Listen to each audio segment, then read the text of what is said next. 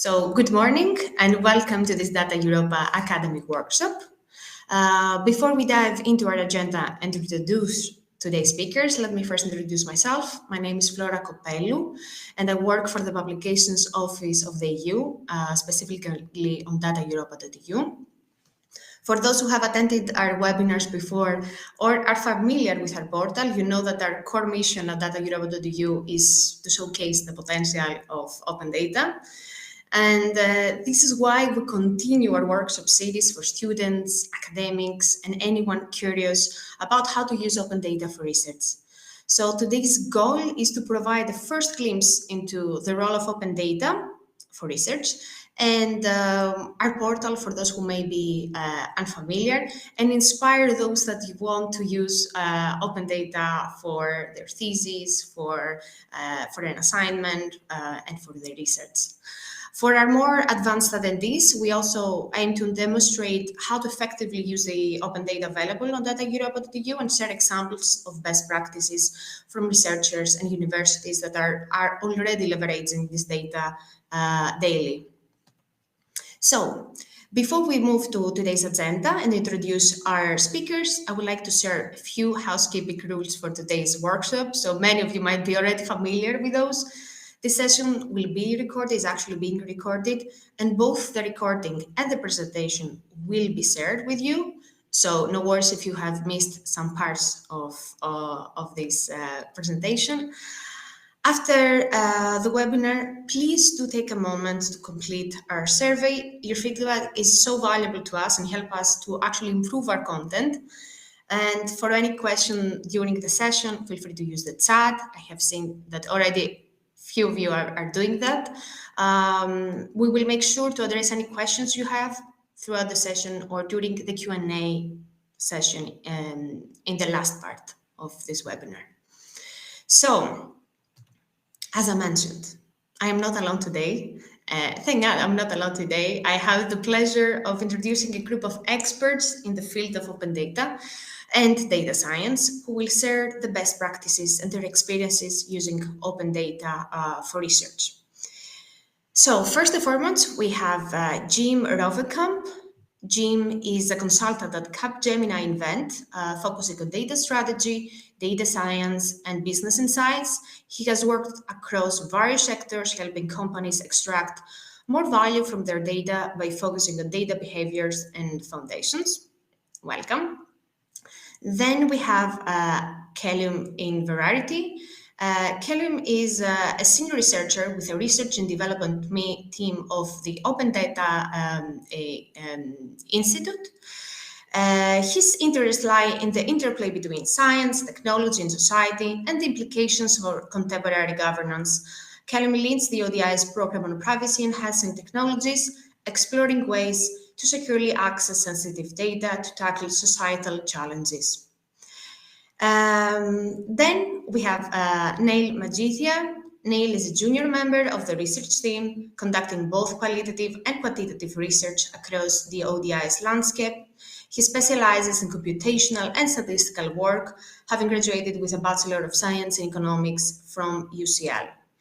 Neil has also won a national award for student journalism in 2023. Moving onwards, we have Maria Ioana Marazzi. Ioana is a PhD researcher at the University of the Aegean in Greece, specializing in semantic interoperability and open data. She's part of the Horizon 2020 Marie Curie project ODECO, and Ioana holds a Bachelor of Science in Information and Communication Technologies from the University of Piraeus and a Master of Science in Information Security from Stockholm University. Her research interests include open and linked data, AI ethics, and cybersecurity. Last, but definitely not least, we have Mohsan Ali with us. Mohsan is a PhD scholar at the University of the Aegean in Samos, Greece. He's contributing as an early-stage researcher to the Horizon 2020 Marie Curie project ODECO, focusing on developing open data ecosystems. Mohsan has 6 years of experience in open data, data science, natural language processing, and artificial intelligence. So, as you have seen, we have a lineup of speakers with impressive backgrounds in data, and we are very much excited for your participation. Moving on today's agenda, we begin with a brief introduction. Next, I will provide more information about data.europa.eu, our services, and how to search for datasets. So pay attention on just a hint, pay attention on this last part. Following that, Jim will share with us an example, a real, actually, a case study that is going to be a hands-on assignment for you guys. So we will share an example. He will share an example of how to derive meaningful insights from a simple data set from data.europa.eu. Callum will then provide an overview of ODI and their open data journey, while Neil will delve into his research using open data. And then Ion and Mosan will discuss their work with Adecco and the University of the Aegean, focusing on open data for research and for research for open data. Finally, we will finalize this webinar with a Q&A session where we will address any questions you may have. So, how we will start the session. Before we learn about data.europa.eu, I would like to ask you a quick question. What is open data? I guess for those that you're already familiar with our platform, you may already know, and you might know even better than me. For our newcomers, open data is data that anyone can access, use and share. It serves as a raw material for the digital age, and unlike traditional resources, it can be used by everyone simultaneously. Open data can benefit governments, businesses, individuals. It can improve services, can stimulate economic growth. It can even help you protect our planet. It becomes usable when available in a common, machine-readable format, and must be licensed to allow users to transform, combine, and share it freely, even for commercial purposes. So, what is data.europa.eu? I guess if you are joining us, you already know more or less, but just a reminder, it's the official portal for European data, providing central access to open data for international, EU, national, regional, local, and geodata portals. Why was this portal established? The European Commission set up this platform to implement EU open data and reuse policies, and it is managed by the Publications Office of the EU. So the idea of our portal is to act as a bridge between data providers and data users, like you, supporting those who contribute data and providing services to those who wish to use it for their research, or for the day-to-day work. So our services in a nutshell include access to free public data resources via a single platform, an academy with courses aimed at improving data literacy. We're also building a community through events, social media engagement, and sharing the latest updates via our monthly newsletters. And we're continuously trying to enhance the discussions and collaborations on our platform, as well as we publish reports and studies for the latest updates on open data.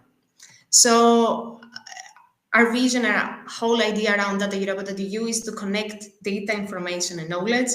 Data is a collection of facts. Information puts these facts into context. And here in data.europa.eu, we try to contextualize data for a relevant value. And this workshop is an example of this. So first and foremost, data.europa.eu is a data hub, as you can imagine. So that means that we offer more than 1.7 million datasets, and this number is growing daily. We offer various search options, so in case you want to find a dataset, the easiest, the most straightforward way will be to use, when you go to our homepage, the data section, then click on the quick search feature, and then you can navigate with free text and benefit from the available filters that we have. We also have metadata translations in all EU languages, and you can export citation in several formats. So once again, a hint to everyone joining right now that will be useful for the upcoming assignment. The fastest and simplest way to search for a data set is through our data section. We click on quick search and you use free text and look for for a relevant data set on the topic of your interest. If you have a specific data provider in mind, you can also apply the filters on the left side of the page. Before handing over to Jim, I want to remind you also that data.europa.eu is an information hub, meaning we're working on creating editorial content around open data.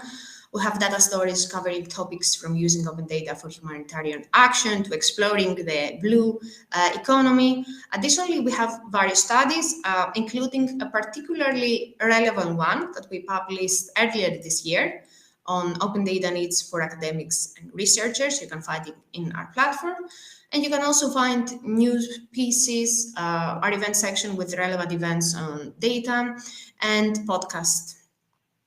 Finally, we're a knowledge hub, so we have the academy, where this workshop is part of the academy, is organized by the academy, and we're offering 11 thematic courses tailored to our user needs.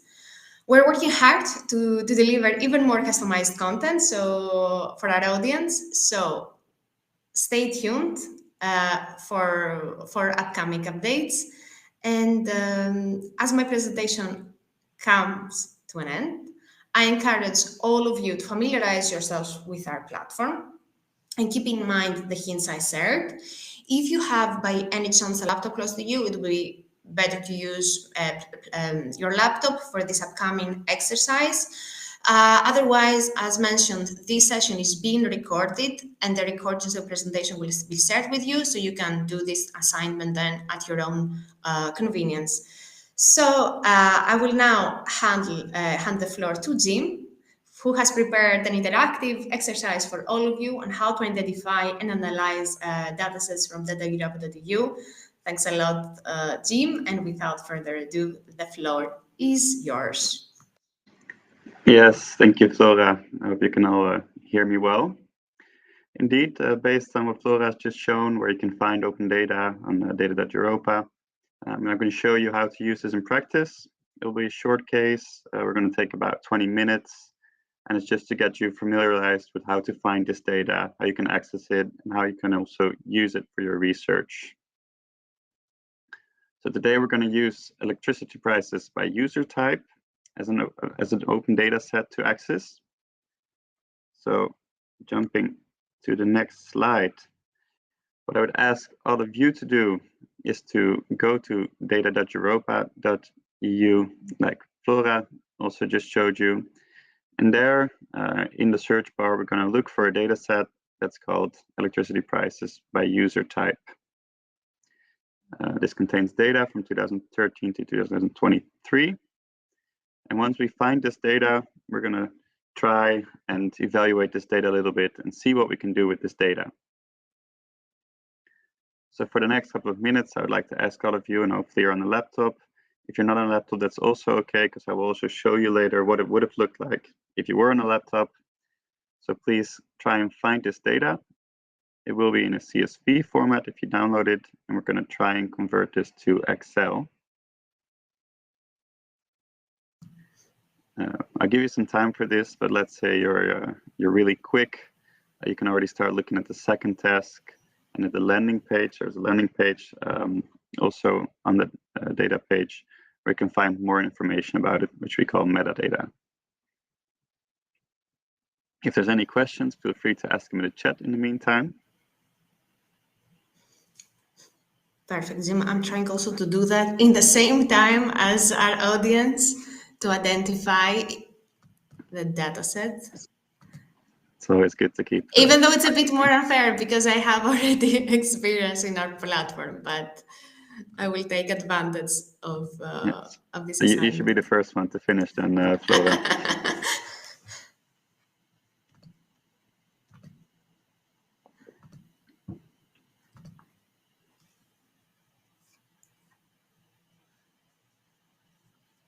So a tip to everyone, a reminder for everyone joining right now, you can go to data section, quick search, use the relevant free text that Jim already mentioned. And once you identify the data set in place, maybe it's good also to take into consideration who is the data provider. I think we're giving already this hint. Yes, yeah, Alessandra, like, I would really try and search for electricity prices by user type. There's so not just electricity prices. There's quite a lot of data, so we have to be quite specific on what we're looking for.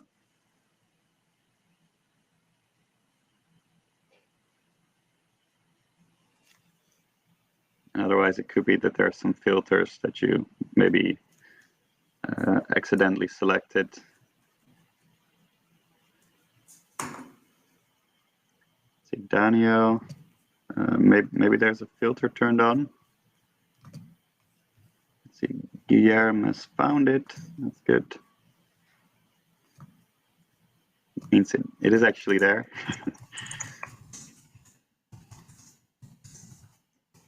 Building the data set forever.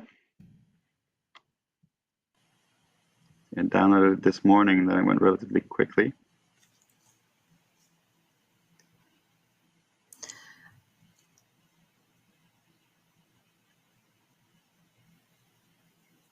I also recommend to use the filter section to make it easier so you don't have so many data sets. I think it's also mentioned that the data provider for this is Eurostat, so maybe you could Yes, very slow. you I can actually use saw it this morning. I think that's a mistake. I think it's not Eurostat. I think that's the one we tried to use earlier. Daniel's found it by searching Google. Maybe they give you a direct link to the correct data set. That might help. And yes, we will do sort of a live demo so that you can also see where you would usually find it. It should be in CSV format.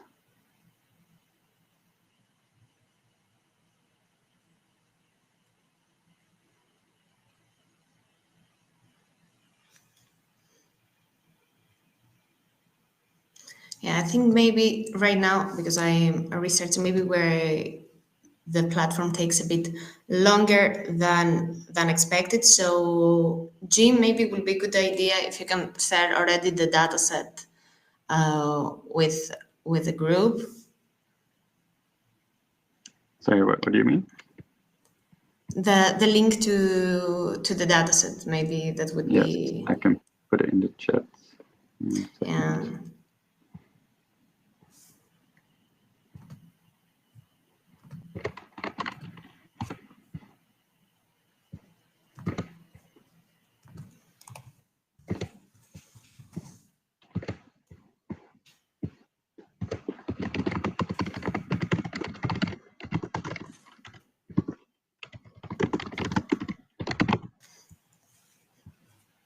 Perfect. Yeah, I do believe that probably at a certain moment there are so many people searching for the same data set, so the platform is probably crashing with the amount of people that we have in the session. But it's a good thing because now this is will be used for the future improvement of our search function. So thanks a lot for everyone taking the time. And again, if you didn't manage to do that right now because there's a lot of people actually searching, try to do that later. And if you see any difficulties, also you can always contact us via help desk and we will help you during the process. So thank you for the understanding noting the category. Yes, thank you for the understanding. So we can maybe continue with the next part. For those that have identified the data set, we can continue the next part of the exercise. And for those that have not, you can get a glimpse of how you can use this data set and analyze them and gain insights. So Jim, I give again the floor back to you. I will show you what it looked like. Indeed, I also tried to access it now in For me, it also says loading data sets. Well, this morning it did work. So let's say we do find the data. So indeed, it might be a bit small. What we see here is I also search for electricity price by user type, and then it would give me the right data set, and then also a link to download it. So I downloaded it in CSV, I converted it to Excel, and what we would do then is then on this page, there's also a landing page. If you go to this landing page, you go to the original source of the data. And in that source, we can find the metadata. So basically information or data about the data is what we call it. And what we can see there is that, for example, all the fields that are in the data set, so currency would be in there, energy indicator would be in there, geopolitical entity. And these, they might not be self-explanatory. So they could use abbreviations, which you might not fully understand. For example, here it says MSHH, and here we can see that that is indeed the code for medium-sized households. So the Tim, metadata will give you. Sorry to interrupt, Yeah. because I see that quite a few questions in the chat. Some people are asking where do they need to click to download. So maybe if you can go back and. Yeah, it's a bit small here, but next to the download data set CSV format, there's it says access. If you click on access, there will give you the download URL. Perfect. I hope this is helpful. It's very straightforward. I have to say, for those that they managed to go through this. Thank you. Yeah. Okay, so if that works, and we find the metadata as well through the landing page, where we can find more information. This is just one example. Like I said, for geopolitical entity or products, you can also see the metadata. So it tells you what do these abbreviations mean.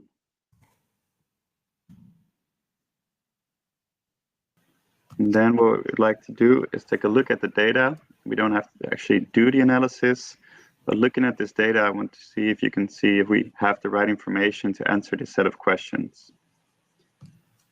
So the first one would be I have the information to identify how electricity prices for medium-sized households in Germany developed from 2013 to 2023. So do we have the information to see how this price developed over the last 10 years? And the second question is I have the information to identify which country had the highest average electricity price for medium-sized households in 2023. Can we see which one had the highest? The third one would be I have the information to identify if there's a correlation between the average electricity price and a country's GDP. In the chat, you can also already answer if you have indeed have the information for all these three questions, or if you have the information for some of them.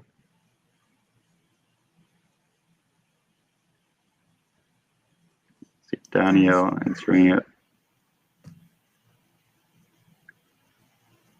Adam. Good. I see also that some people had an issue downloading, or they get CSV and they cannot open it. There is specific, I think there are applications that can help you open the CSV in directly then to Excel. I think we also shared in the previous slide some ways how to do that. You can also search via YouTube. If you don't have time now, no worries. You can do it at your own convenience. We will share these slides. And again, if you have questions afterwards, you can get back to us. Yeah, you'll see that a lot of data sources, they use CSV files, but they're quite easy to convert to an Excel file. CSV is easy to use by multiple platforms, for example, also if you go coding in Python or other programs. So that's why CSV is commonly used. See people answering in the chat. Yes, yes, no. 1, 1, and 0. Quite some people getting there. It's good.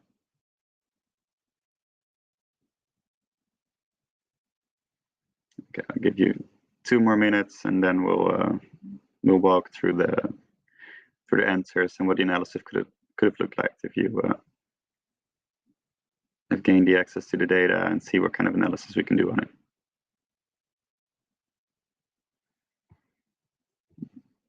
More answers coming in.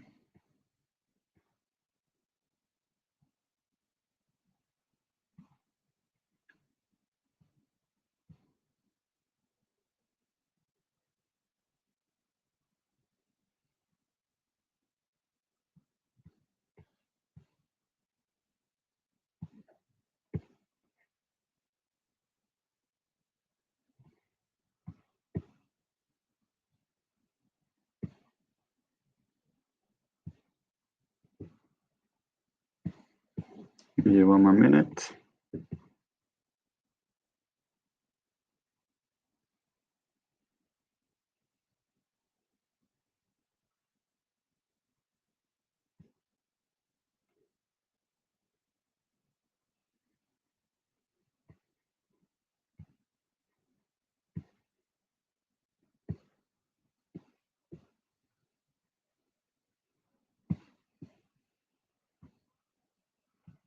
Can't identify the answers.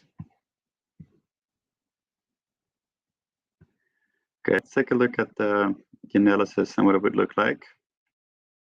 So if we download the data, then the first question or statement was that we can see how the electricity prices from the medium-sized households in Germany developed from 2013 to 2023.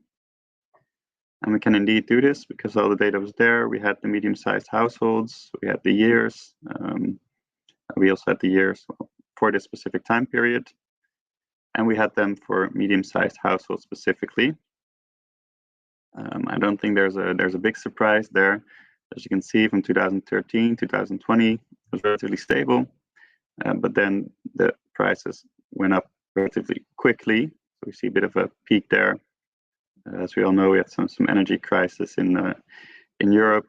Me myself, I'm from the Netherlands. For us as well, the prices they rose quite quickly. Let's see if there's any questions. So finding the data set. I hope the answer on the analysis is clear.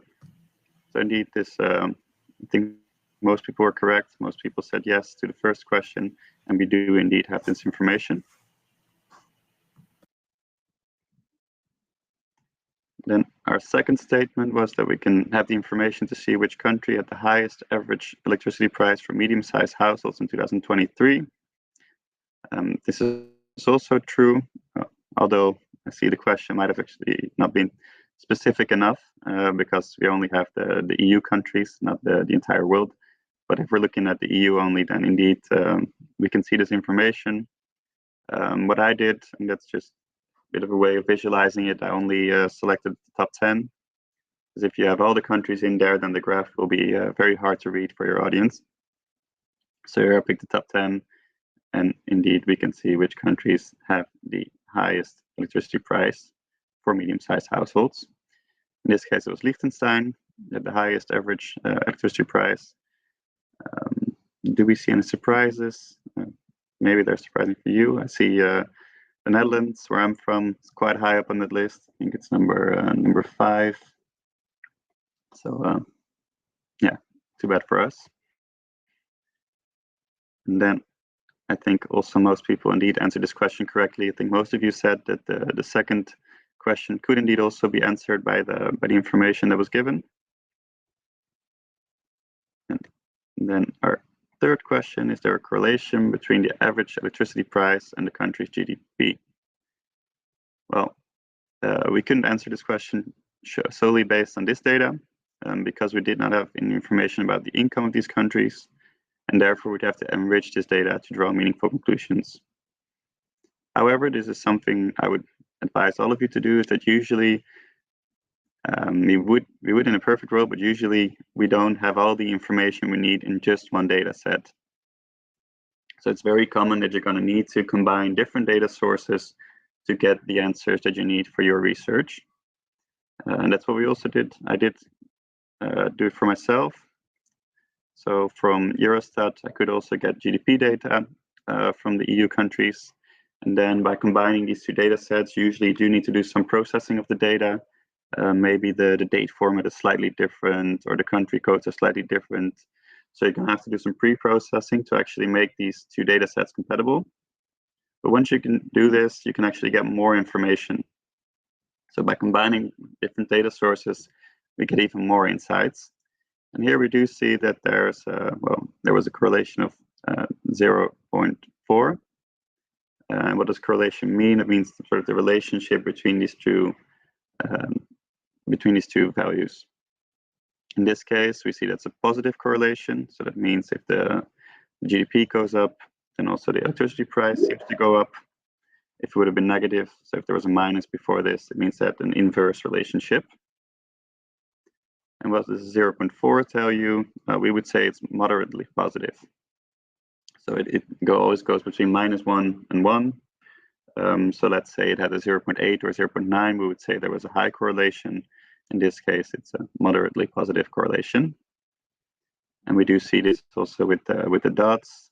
These are all the observations. And we see that there's also quite some observations which are not close to the line. So if all these dots had been perfectly on this line, we would have a correlation of 1, but it's very scattered around it. So like I said, I encourage you to also, use different data sources, combine them. There's a lot of data out there, a lot of open data. Combine these data sets, and this will give you much more information than just looking at a single data set. And I hope this will also really help you in your research. And if there's any questions still, I'll try to answer them in the chat. Some time now to go through them, and while I hand over to the next speaker, I'll have a look at some of the questions that are still open. Thank you. Thank you, Flora. Thank you, Zane. There's a bit of an echo. Perfect. I think now, it always happens on the webinars. Thank you so much for the exercise. Once again, to everyone, because I see you still working on the exercise. If you have any questions, do take your time. I will appreciate now if you wanted to continue doing that after the session ends, when you receive also the recording and the presentation. And again, whatever feedback we receive, it's a positive feedback for us to continue also ever enhancing our platform. Now that we had this warm-up, I would say, with the exercise, getting a bit of insights of how to use open data, identifying data sets, it's the best time now to go back to our speakers, our experts that are using open data and data science on the day-to-day basis. So you can get further inspired. So we will start by giving the floor to Callum and Neil. Callum, the floor is yours. Thanks so much, Flora. And hi, everyone. It's lovely to be here this morning or afternoon, wherever people might be. I'm Callum Verity. I'm one of the senior researchers at the Open Data Institute. We do research both on open data and with open data. So for this first part, I'm going to give a quick run through. I've only got about 5 minutes, so I'll rush through these slides just to give a bit of a reflection on the journey of open data at the Open Data Institute. We've been around for about 12 years now, so we have a few kind of comments on that. So first of all, I'm just going to go over the ODI and our model for open data. Then we're going to go through open government data. This is generally the kind of trajectory that we've seen. And then public sector or regulatory-driven data sharing, and then private sector-driven coalitions and data institutions, before finally getting to the subject of on everyone's mind, the future of open data and AI. So some of you might already be familiar with the Open Data Institute. This is our data spectrum, which we use as a sort of key document in trying to encourage organizations. We work with private sector, we work with government departments across the world, and we're always trying, where possible, to encourage them to be publishing data openly. We do appreciate that that's not always possible due to a number of considerations, and that's why we use the data spectrum to kind of assess, analyze exactly how open data can be made, and when it can't be made open, how it can be made more accessible through different means. But yeah, why open data matters. I'm sure this community is already familiar with this, but one of the key messages which usually resonates with a lot of decision makers is obviously the economic incentives of this. So I won't go through, everyone can read this and the slides will be shared, and I'm a bit short on time. So essentially the value that can be generated through the publication of open data is just quite phenomenal, really, particularly for the return that can be achieved on something which is quite straightforward. So yeah, we've got some figures there, but you can delve into them another time. But then, yeah, moving forward into open government data, this is essentially where we really started out about 12 years ago. We were working with the UK government, looking to see where data could be made open by default. This has led to the creation and development of a number of different open data portals, particularly for government data. And through this process, we've actually been working with individual government departments to see where they can make data more openly available. Quite a sort of good use case was actually when we've been working with London's Transport Department, Transport for London, and this again just really hammers home the benefits that can be actually achieved through publishing open data. So a return of 130 million on an investment of $1 million. It really just resonates with decision makers, with policy makers, when you can actually provide them with these kind of statistics. At the same time, just the different levels of innovation that have occurred as a result of working with Transport for London, making data openly available, such as even just bus timetables, etc. So the number of apps that are actually using this open data, and the services that have been created, and the savings that have been made for the public sector as a result with this innovation that's occurred. Particularly some of you who might have visited will have used these to navigate the sometimes quite overwhelming transport system in London. But yeah, so again, this is just how open data is then being used for the creation of these tools, and also provided the means for research as well. Following on from that, the sort of next stage of the development of the publication of open data that we actually saw was through regulatory-driven data sharing. So some of you might also be familiar with this initiative on open banking. So we helped convene and co-chaired the development of and published the UK Open Banking Standard. So this was what we did with the Treasury here in the UK, banks and industry bodies. And it essentially produced a 150-page top-level specification covering the elements from legal to literacy and technology to timeframes as well. But then this is essentially resulted or ended up with this open banking standard, which allows for retail banking customers to be able to share and move their data across to increase the ease with which they can actually switch their provider.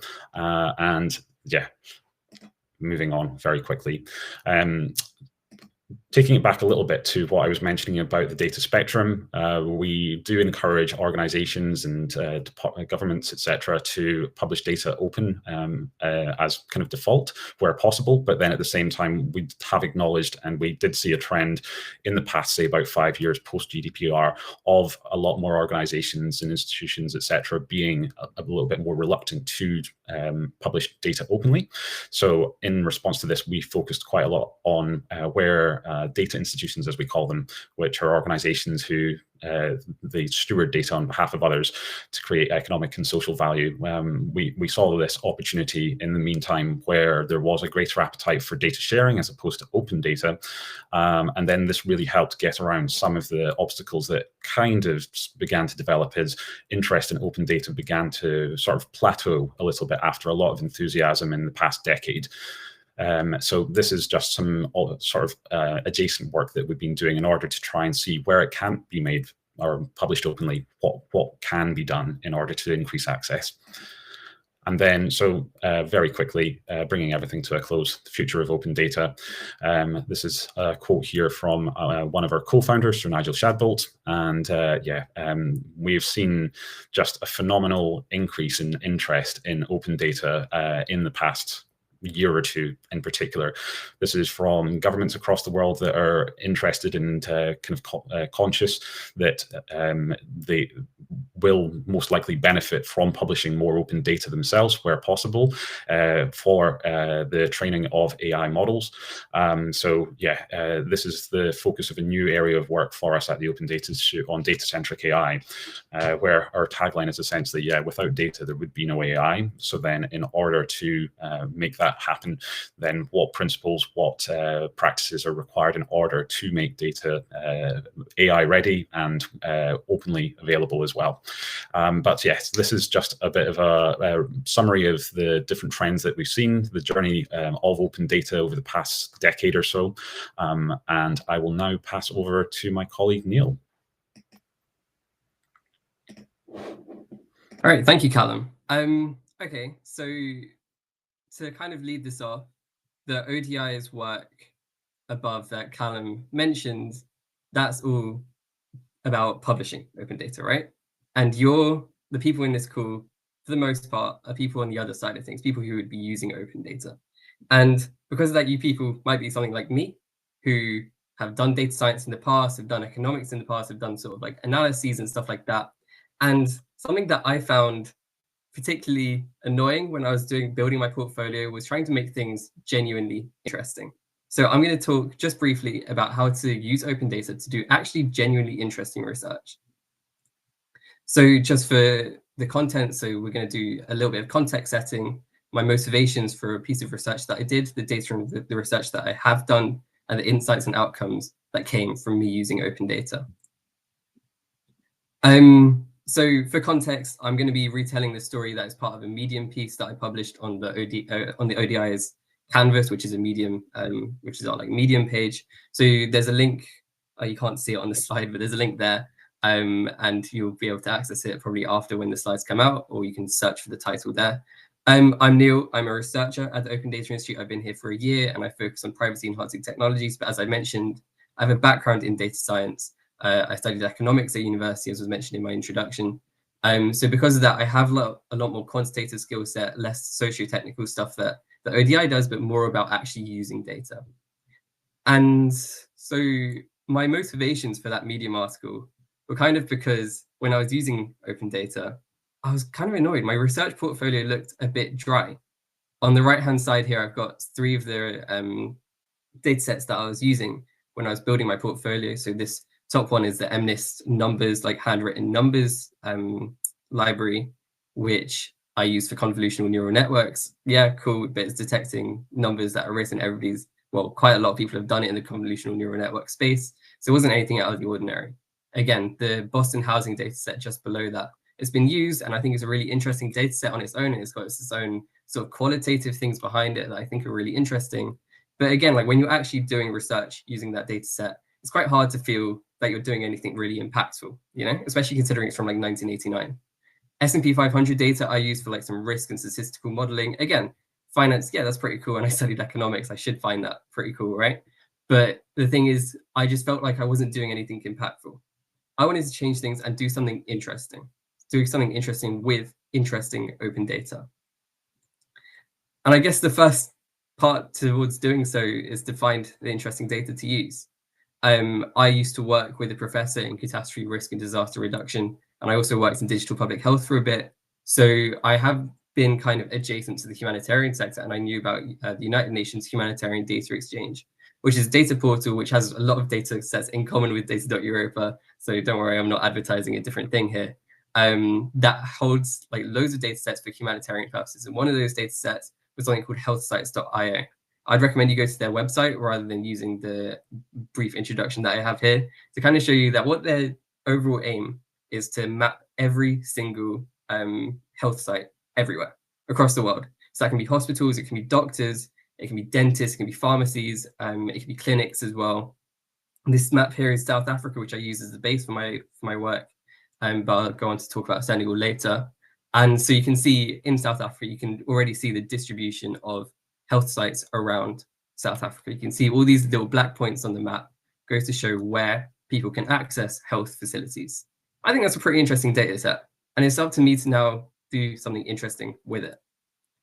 So again, I studied economics at university, so I did a little bit of network science. And I could have done quite a few things with network science because network science is about points on a map, and the health sites data was geospatial. It was points on a map. It was points on a map of South Africa in this case. So I could have done something like Dijkstra's algorithm. It could be like cluster analysis, something like that. But I decided to use a methodology called Voronoi tessellation. Again, I'm not going to go into details on it because I'm not here to talk about the technology as such. I'm here to talk more about the data and how useful it was. But you can see kind of the approach. I split this into hospitals only. So this is not all health sites. This is just hospitals, which is the second image. And then I performed this Voronoi tessellation and constrained them to the border to kind of make sure that these regions reflect like the geographical burdens of each hospital. What that means is anybody within each of these regions is close to exactly one hospital more than the others. Again, a bit confusing, but you can read all about it. And I guess my point here is I did all of that, but then I came to this conclusion. Is that interesting? It's a bunch of blue polygons drawn in red on a gray map. It's a bit just confusing. It's a bit all over the place. And I wasn't really sure that you could get interesting health outcomes or interesting sort of insights out of this. So what did I do? I went to find more interesting data. Again, at HDX, they linked me to WorldPop. WorldPop is this amazing data set. I really enjoy going through the WorldPop project because they use satellite imagery, they use like census data, they use everything to kind of figure out the amount of people that are expected to be living in each 1 kilometer by 1 kilometer grid square of the entire world. So again, it's like healthsites.io, it's an entire global thing, and they're doing things at a really intrinsic granular scale to figure out the population and population dynamics over the world. So this is a really cool data set again, and it's up to me to find something interesting. And the way that these two data sets worked was really cool because I could figure out how many people were living in each of those polygons that I'd drawn out. It might not make the most sense in this image, but I'll show you one later on that will make a little more sense. Essentially, this shows the population burden and the geographic burden of each hospital in South Africa. That's pretty insightful in the context of emergencies, in the context of climate change, for example. When we're looking at hospitals that are under the most burden, they have to cover the most people and the most land area. You can see here that on the western side where there's desert, yeah, these hospitals are governing huge land regions, right, in terms of land. But realistically, they're not actually covering that many people. Whereas this one in the north here, or the one just south of Lesotho here, they're both really dark red, which means that they're covering a lot of people. And they're probably the ones that really need relief and probably need government planning and help at the end of the day. So these are the sorts of insights and outcomes I was finding from using these open data sets. I'm now working with healthsites.io to bring this to Senegal to be able to turn this into a product that can be shown to the Health Ministry of Senegal. This is part of a wider scheme of work. It's voluntary, it's unemployed, so feel free to help out if you'd like. And the World Bank team have already seen this. And with Senegal, I think there's some really interesting dynamics here again. You can see on the north side, which is the Saint Louis region, you can see loads of these polygons. They're quite small and they're very pale. They're not governing that many people. But if you look just above the Gambia, there's this sort of snake that goes around the Gambia from like the middle of the sub-Saharan section of Senegal, all the way down past the Gambia and all the way to the tail. That's a snake of really badly burdened health sites, right? And the World Bank team that we've talked to, the World Bank transport team, have realized that these findings line up with some of their findings, and they can be used together to provide evidence to say, we need to build transport, we need to provide extra equipment for these hospitals so that they can handle the burden that they have. So at the end of the day, open data enabled me to do that. Open data enabled me to do some genuinely interesting and impactful research. And I'm pretty proud of myself for doing that, but I'm really happy that the data was there in the first place. How did I do that, and how might you do the same? Use open data portals like data.europa, use HDX to find interesting open data. Then look at the things that you enjoy, look at the things that you feel are most important, talk to friends and colleagues, and find something interesting to do with that data. Thank you. Thank you very much, I think it was a super interesting presentation, such a cool, actually, use of open data, and I'm pretty sure that that audience has already been inspired. Then we continue by giving the floor to the researchers from the University of Aegean. We have Mosan and Ioana with us. So the floor is yours. Thank you. Thank you, Flora. Hello, everyone. Good morning. Myself, Mosan Ali, from the University of the Aegean, PhD researcher there, with my colleague Maria Ioana Marachi. And our today's presentation focuses on the open data for research and research for open data.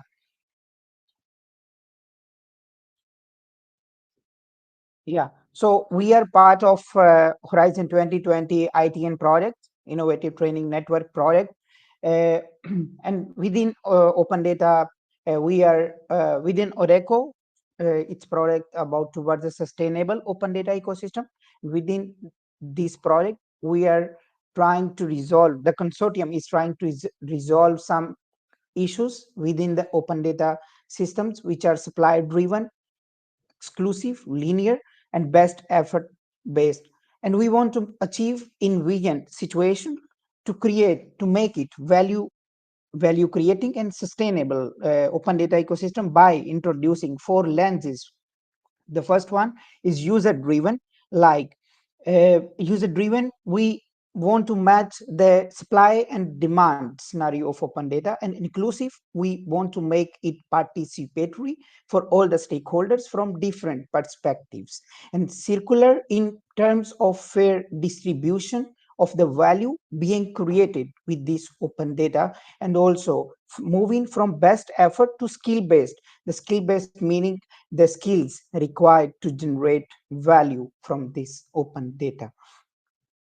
So in this project, we have some 8 beneficiaries, and TU Delft, Technological University of Delft, is the leader of a coordinator of this project.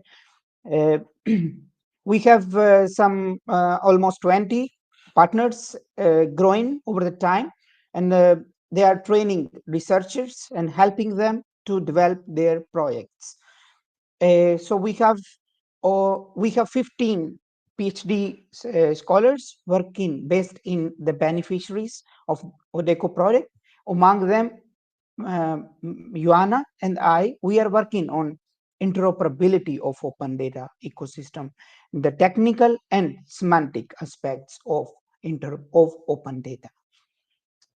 So before diving into the case study of our webinar, I would like to define the open data is the data which is freely available to use, reuse, and distribute.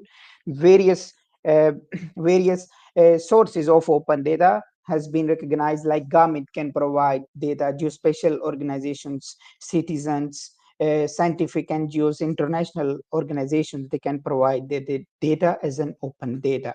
So today's webinar is twofold. We will be talking about open data for research and research for open data. I will be focusing on open data for research.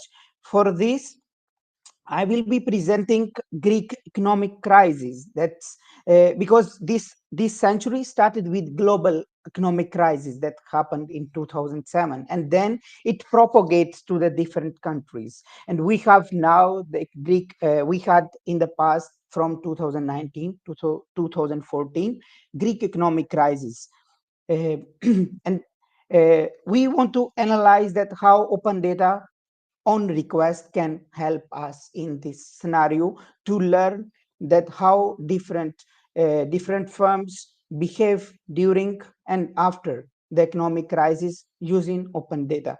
So Greek Statistical Authority, it's like equal part of Eurostat, but in Greek version, it's called Elstat. They collected this data from around 363 firms regarding their strategies, their processes, their people, technology, their structure, how do they work conditions, employees and stuff, and general information about the firms, and how we requested the data, and we got it from Elstat. After that, we try to understand this data in more, to make sense out of that data, and we learned that in market-based economies often appear significant decrease during the economic crisis. It leads to recessionary economic crisis. So some firms, they feel like they have, when they approach an economic crisis, they have some kind of consequences. Sometimes it's negative consequences, and sometimes they get boost with these consequences. But if the firm is facing like negative consequences, they try to respond this crisis by decreasing their production, their general operation activities and expenses, personal employment, materials procurement. And also, on the other hand, they also reduce their investment in production environment and digital technologies investment, their operational investment, digital operational investments, they decrease it.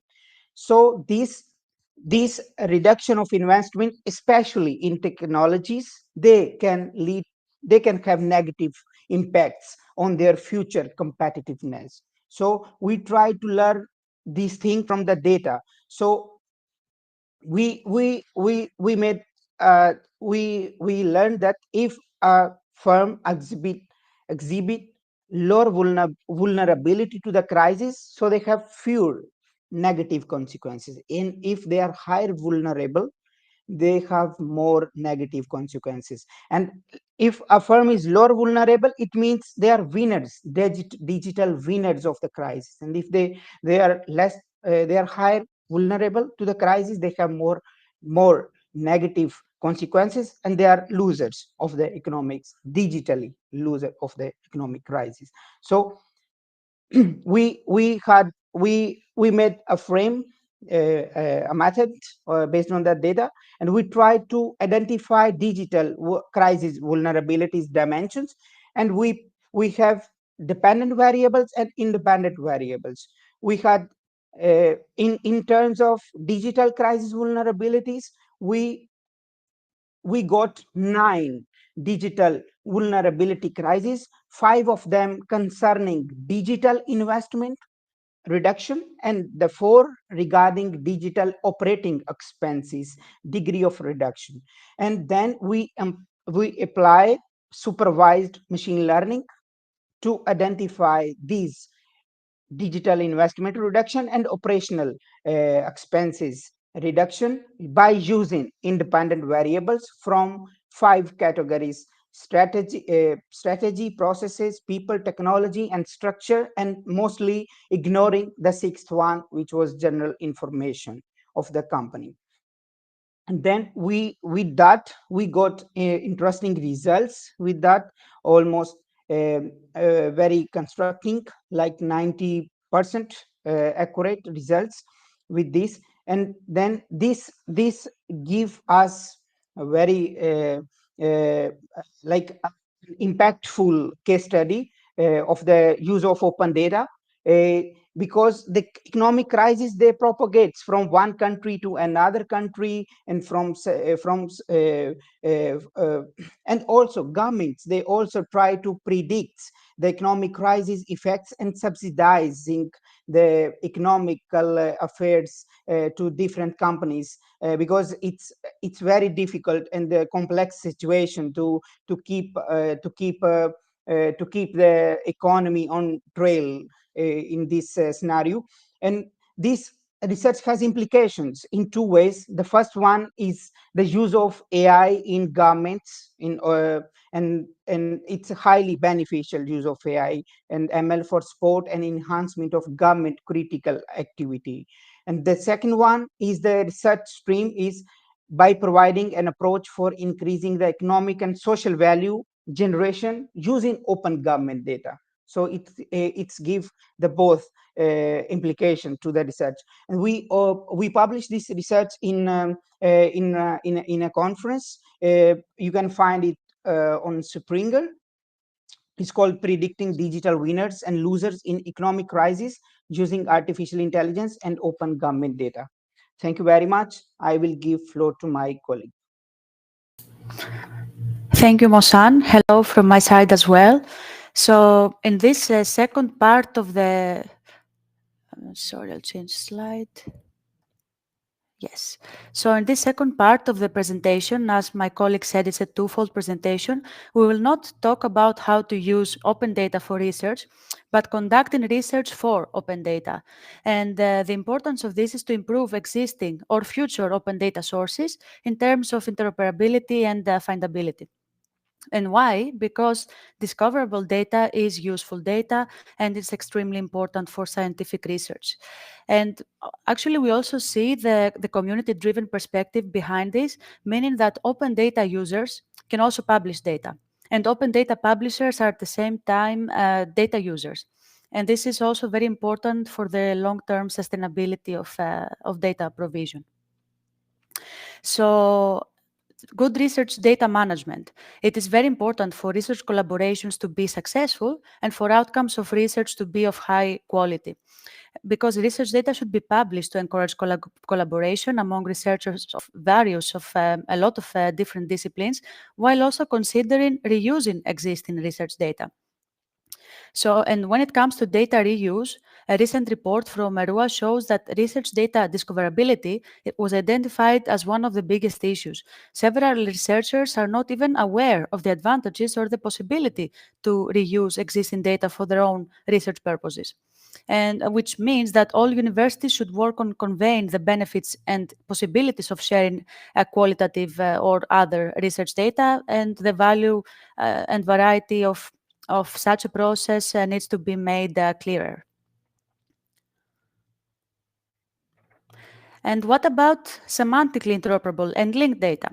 First of all, semantically interoperable data schema means that information between systems can be shared automatically, can be exchanged automatically by sharing a common meaning through well-established standards.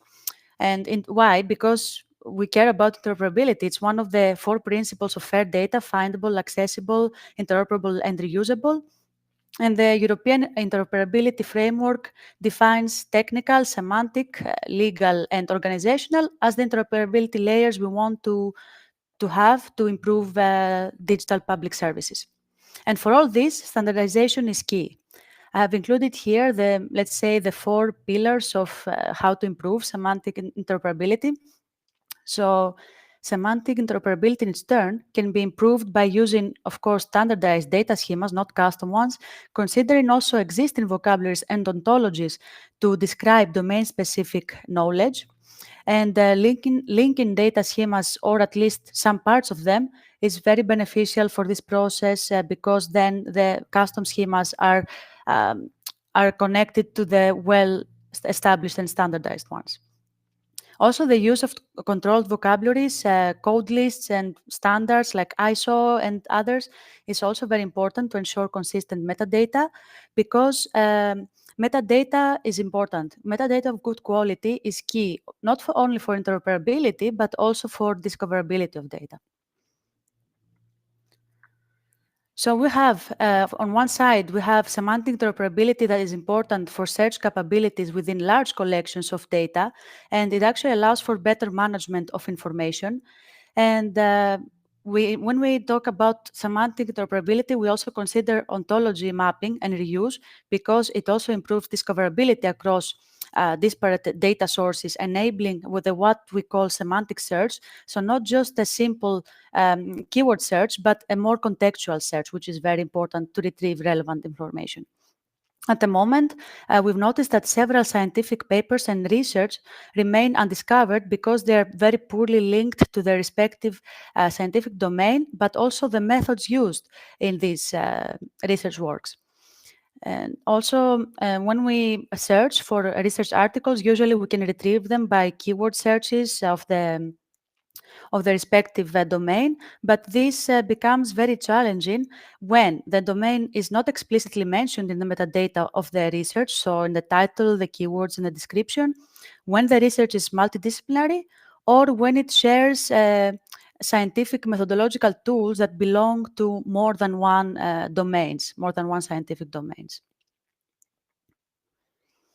During a recent collaboration we had with the Greek Open Technologies Alliance, GIFOS, we actually experimented with employing ChatGPT and GPT-4 on Wikidata as a knowledge repository to see how we could facilitate the process of identifying and enriching data relationships to make specifically scientific data more discoverable. The initial findings of the study revealed several issues regarding discoverability and showing very limited semantic search capabilities to retrieve multidisciplinary data. So some of them were, for instance, the Sparkle queries we used to retrieve data had to be manually adapted to return more results. Otherwise, the result sample was either very poor in relevance or very small, or no results at all. This implies an insufficiency in the intermediate Wikidata codes that currently exist to enable a more meaningful semantic search, which right now was not feasible. Sorry. And another issue we identified was that a lot of knowledge on Wikidata, because it belongs to scholarly publications, which are not easy to include in the querying service, many of these articles remain undiscovered. But it's important because they include a lot of information that is currently not captured by the current hierarchical structure and schema of the repository on Wikidata. Also, on many occasions, the search was made very difficult because the lack of, as we said, the lack of intermediate and semantically meaningful Wikidata codes made this difficult. So the conceptual hierarchy of knowledge representation is not sound. So there might be different abstraction levels that do not accurately capture the position in which we would expect a concept to be. On this note, we wondered, how can new technologies help us improve the situation? So large language models, for instance, have been under the microscope of the scientific community, not only for IT-related subjects, but also for a great variety of applications. So following the same rationale, we thought for someone working with linked data, how can these models facilitate the process of linking knowledge and establishing semantic relations? And what we did with GIFOS, the Greek Open Technologies Alliance, is we proposed a technologically facilitated methodology aiming to take the best of machine intelligence and human expertise to improve knowledge linking in open data repositories. The experiment is still ongoing, but we're already conveying several interesting results. We will also present the initial results in the Metadata and Semantics Research Conference next month in Athens. And just to show a general overview of the methodology we are following and parts of this that we are implementing, here are the main high-level steps. So apart from the generic, of course, gathering data acquisition, data pre-processing, cleaning, tokenization, etc., we have two main steps, which is the employment of a large language model, could be a ChatGPT, could be GPT-4, could be Llama, but depends on the occasion or a combination of them. So we want to use this to identify orphan categories in Wikidata codes. So categories that do not follow a sound hierarchical structure to represent knowledge, and either add new nodes or identify the relationships among them and assign them under the respective hierarchical path. And as we said, the importance of ontology reuse and mapping, we want to use one or more ontologies to incorporate other schemas and assess their status as a resource of the basic conceptual properties we need. And we want the LLM to identify relationships and conduct mappings that among these ontologies to describe the related fields. And we also want to make use of graph analysis. So known graph theory metrics for common ancestors can be considered. A directed graph, for instance, where nodes represent the entities identified in the research papers and edges represent relationships. And this can help us explore and understand better the structure of and interconnectedness of the knowledge graph. And when it comes to validation, we want to include human in the loop. So we want human experts and domain experts to validate the mappings conducted by the machine. So this can be done through workshops or through seminars to receive feedback on the relevance and the precision of the produced results. And also, we want to consider community engagement wherever this is possible to receive feedback from the users and other stakeholders that are related. And of course, as a last result, we would like the results and associated tools we use to be made available to the broader research community through open repositories, ontology libraries, or as links to the linked open data cloud. And as we mentioned before, some parts of this methodology have already been experimented with, and we have some preliminary but quite optimistic results towards this direction. And to wrap up, we want findable information, and we see that findable information not lost due to broken links is a result of an improved conceptual and hierarchical structure of the represented knowledge. We aim to improve the retrievability of available scientific work independent of discipline. So we want to allow for cross-domain discoverability of research because we see that multidisciplinary research is more and more taking place in computer science in combination with any other science pretty much nowadays. And also we want to achieve, in other words, a domain-agnostic successful data search. So you could search by method applied, not just discipline like information technology or biology. We want to apply a method and see what research has been done using this method. And why we want this? Because we believe that interlinked knowledge sources are essential for the promotion of social development, scientific research foremost, but also social innovation. And this is it from our side right now. Thank you. Thank you very much. Thank you, Ioana. Thank you, Mosan. Ioana, stay with your camera on.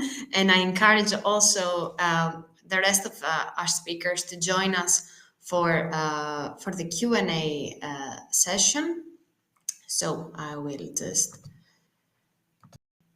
move to the, exactly.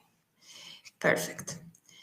So maybe I will start with a question for Jim. I think we are covered. I think you have covered all your questions related to the assignment, and therefore, if you have something else when you're doing an exercise in a different states, feel free to reach out to us, and we will make sure to answer these questions. A question that maybe Callum you can address. One of our attendees is asking a question about open banking. Which kind of data are made open by default, and how security issues are managed? I don't know if you have some information that you can provide on this. Yeah, so I can mention that it's not necessarily that the entire data, when given it is financial data, then that is very sensitive and can't be published openly. It's more a case of it's making it open from the actual banks themselves, who have in the past typically been quite proprietary over this data, but then this is now being made more accessible, and it's now available for the actual users themselves to be able to then share or choose who that data is actually shared with. So that's where the security is still maintained, and it's just through the open banking standard, it's now given a lot more control and a lot more power to the individuals themselves. So yeah, it's more about making it more open for the customer rather than openly for everybody to see. Perfect. Thank you. Thank you so much. I think it was a very, very clear answer. And maybe question that I already saw, Niall, you wrote in the chat, but it would be also great maybe to give a few information from your side, and maybe then Mosan can also give his viewpoint on this. So the question is, how can we work with geospatial data, and how can we convert it into XLS format? You shared some information, Neil, but maybe you can give more insights. Yeah, for sure. So geospatial data is quite unique. I think it's very visual. So you don't really want to be working with it necessarily in Excel formats. typically a lot of people who do geospatial data, they use these things called GIS platforms. So ArcGIS, which you might have heard of, ESRI, Esri, I think that's what it's called. Those sorts of platforms mean that you're not doing any code and you're just analyzing the data using an interactive map in front of you. And that's useful, but so for my purposes, I was using Python. And in Python, there's libraries for everything. But in Python, I use GeoPandas and I use Shapely. And Shapely was really helpful for me to actually perform the analysis, because Shapely is kind of using that geospatial data almost like mathematic data, like the polygons of like the map. Those like you can like access and use as sorts of polygons, like in a mathematical sense. So it's a sort of different way to approach data analysis. So you wouldn't necessarily be using XLSX formats for it. But if you did, you can use GeoPandas to convert from, so things like shape files, typically how geospatial data is stored. You can use GeoPandas to kind of take a shape file and turn it into an Excel spreadsheet. Thank you, Neil. And I want also to ask maybe Musan or Joanna or Jim, what is your experience with geospatial data? If you have also some advice to share from your side. Yeah, thank you. Thank you. I think Neil already answered the question. We have also part. We have people working on geospatial data infrastructures. They are developing these infrastructures in the project. The experts from KU Leuven University and from University of Saragossa. We have experts working on geospatial part of open data specifically, and also we have Esri, as Neil mentioned, as a partner to our project, and Arc, and also he mentioned ArcGIS. It's very famous for remote sensing and geo data analytics software. So we can use, instead of using a very strict Excel format, XLSX, we can use the other shaping formats which are quite well known in the geospatial field. So I think we don't follow a very strict part in the data analysis in geological field. So maybe it's good to transform it into another coordinating systems or stuff. Yeah. Great. Thank you. Thank you, Musan. I don't know if anyone else has something wants to add.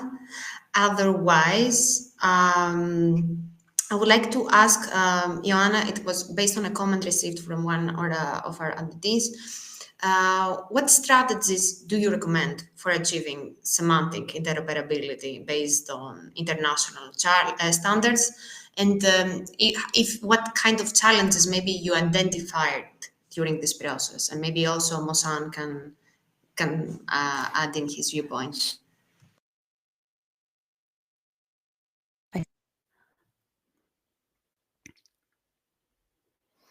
So, Flora, to go to your question, what I see in my research lately is that even though semantic interoperability has been a huge issue and challenge for many, many decades, now we are shifting away from the notion of creating, let's say, one main ontology or a schema to include everything, like one super ontology to unite all the data.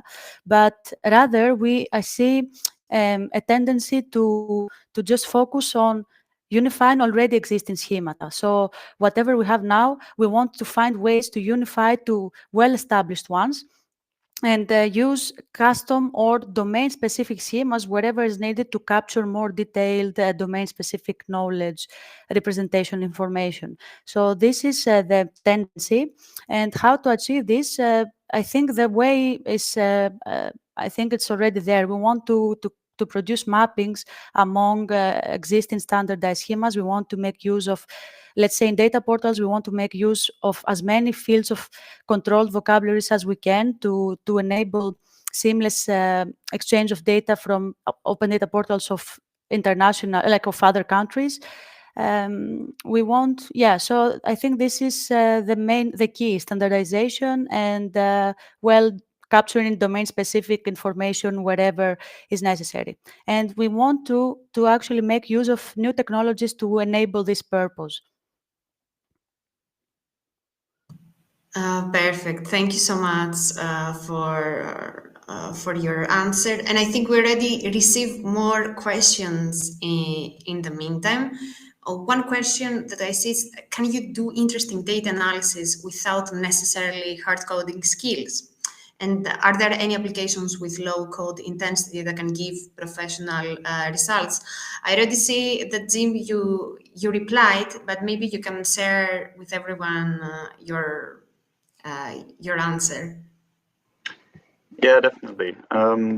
So yeah, she already mentioned that there's low-code platforms. I'm not too familiar with open source low-code platforms. The ones we use here, they're usually paid, but I'm quite sure there's also some open source platforms that do it as well.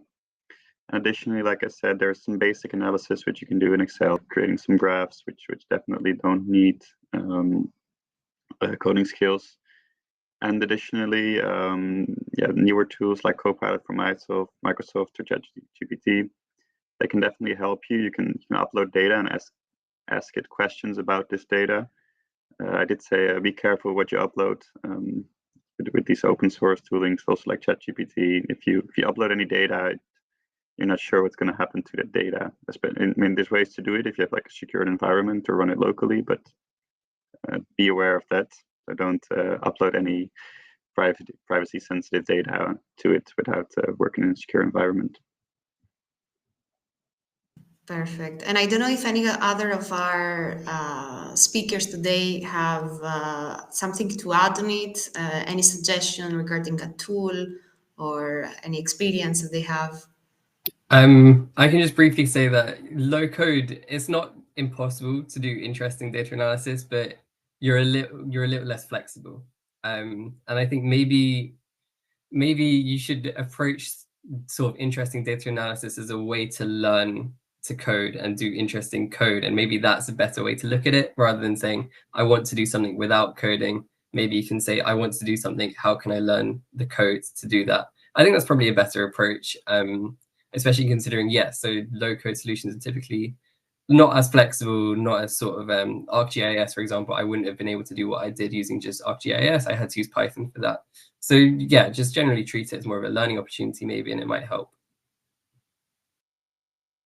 Perfect. Thank you. Thank you so much. But also to Flora, to just add to what Neil said, of course, this is one way to go, but also at the same time, keep looking at the available tools that exist to facilitate your purpose. Like interfaces have improved a lot. There's a lot of, maybe you can find a suitable interface that helps you be more creative and be more, make it easier for you if you're not a hard coder. Yeah. Great. I have a question going back now to Callum. It's related to the open banking question.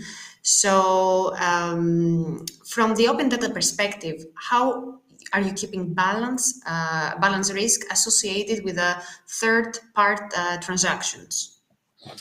Yes, thanks. I was kind of in the process of writing a little response, but I can just say it orally. So essentially, open banking, it uses secure APIs, much like are already used with just accessing your financial data from your banking institution anyway. So it's not necessarily something which is kind of controlled or managed by the organizations as the individuals themselves, actually. So it's kind of interesting as well. I'm not sure if people will be familiar with something which has been developed from one of our other founders, Sir Tim Berners-Lee, Solid, so a personal data store. This is just a kind of consent management kind of system where users are then able to actually control the permissions of what kind of data is allowed to be accessed by different organizations or different individuals. So open banking, it kind of works in a sort of similar format where the users are then actually in control of who actually gets, so they decide which third parties essentially get access to this data. Great. Thanks a lot. I have a last question for everyone here, because I think that will be very interesting for all our attendees. And it's also a question that I have from my side for you guys. So maybe we can start with Joanna, and then each one can say their viewpoint. So what advice you will give to someone looking to get started in data science or researching using open data? What would be your advice, Joanna? So how you mean how to get started in getting like familiar with data and familiarize themselves, like how was your initial also first steps, and what motivated you to go through this journey? Well, yes, I thought that because open data, we have so much data that we are actually not using, we are not utilizing to create useful services, to improve infrastructure. So open data is a big tool that can help us reach these purposes. So while exploring, the more you explore, the more you find the potential to do bigger things with it. Also, in the times we go right now to train models, of course, you need to be careful, as you mentioned before, with the data, with security, with so that you don't train your models on bad data. This is also another aspect, good data quality. But to get started, I think, first of all, to explore, like go to data portals like we did earlier with the exercise, download data set, start simple. But then if you have a specific field of expertise or interest in you or in your workplace, then you can go from there, like start looking for relevant data sets, then start experimenting a little bit with tools, with visualizations, with some simple examples, and then you can move from there. Thank you, Anna. Maybe Mosan, you can share your experience. Yeah. For example, if someone is really a newbie in the data science field, he should learn how giant tech is working these days, what companies are available, what applications they are developing using the data science. Then come to the data skills, then come to the application, and then try to resolve a real world problem. So it's like start from the motivation, develop your motivation from the giant tech and their applications, from the good point, and then try to skill that develop. I always focus on the problem oriented work. Like first I try to identify a problem, then develop your skills towards that solution of that problem. So this is my advice. Thank you. Perfect. Thank you, Mosan. Neil, maybe you can share also your...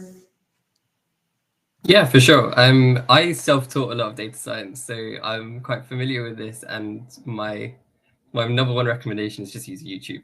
Just YouTube to understand what people are doing. There's tutorials there. If something's trendy in the data analysis space, somebody will have done a video on it. And you just got to keep an eye out and see what sort of open resources there are for you to learn, for you to get inspiration from, and that sort of stuff. Some YouTube things will go through data repositories and say, oh, look at this data set, we're going to use this data set, and you'll be able to see the other data sets that they could have used, but they didn't, and you could do something like that with your own stuff. And as Mosan said, you get towards the point where you start to develop real world insights out of that. And I think that's the most gratifying part, when you learn from the basics towards doing something real world. That's the best bit. So if you can get to that, if you can figure out how you're going to get to that bit by using YouTube, by using other open resources, I think your life's set. Thank you, Neil. I think I totally agree with this point on the YouTube aspect. In whichever field you want to start specializing and get start from the scratch. And then, Callum, maybe you can also share your experience. Yeah, sure. I mean, I'm trying to think what hasn't already been covered. I mean, at the same time, open data challenges as well are something which we focus on quite a bit at the Open Data Institute, and they're really interesting. And it is kind of really looking to see what can actually be achieved with sets which are made open, and particularly when you link them up, etc. So running those in sort of like hackathon formats has been really rewarding in the past. And yeah, just the sort of innovation and excitement that sort of surrounds them, it just really creates a lot of energy for what can be achieved with open data. So I think that that's a really good tool. Thank you, Callum. And then we have the most difficult task. Jim, you're the last one, so maybe the majority of things have been covered, but I don't know if you have something to add, a best practice and experience from your side. Oh, no, I don't agree with what's been said mostly. And yeah, but like I said before, for me also, a lot of the insightful insights, they come from combining data. Usually there's not just one data set to answer all your questions. You're going to have to dig in there a little bit, combine stuff, and that will really, yeah, give you interesting insights. And maybe if you're lucky, somebody did it for you. There's a data set that actually has already combined different sources, but usually you're going to have to go out there and dig a little deeper than just the first layer. Thank you. Flora, can I add something? I just recalled now, because I think I didn't mention before, and I think it's important as a comment. So make sure to also follow communities. Like there are so many, follow what is going on. Like the European interoperability team, let's say, is doing a lot of things. There might be others, international or local. Try to follow this, because of course we want our individual research. We want to create what we feel is important, but it's good at the same time try and align, see what is happening, where can I fit, where am I in this map, in this big picture. So I think that creates bigger impact and makes your research more useful and more more impactful. That's so true. That's very much true, Joanna. Thank you so much for adding this last point. And thanks to all of you for today's presentations. I will go back to the previous view to showcase to everyone that is still with us to stay up to date with our activities in the Academy. We have a next webinar taking place 22 of November on data spaces. For those that are familiar with it, it's a continuation of our series on data spaces, this time focusing on the European Health Data Space and the Common Energy Data Spaces. And yes, as you already see, your opinion is very much important to us. So please do share your feedback. And I would like to close this session by thanking our presenters. I hope that inspired you, and thanks to every one of you for the nice questions, and wishing you a nice weekend ahead. Thank you. Thank you very much. Thank you. Bye-bye. Bye. Bye. Ciao.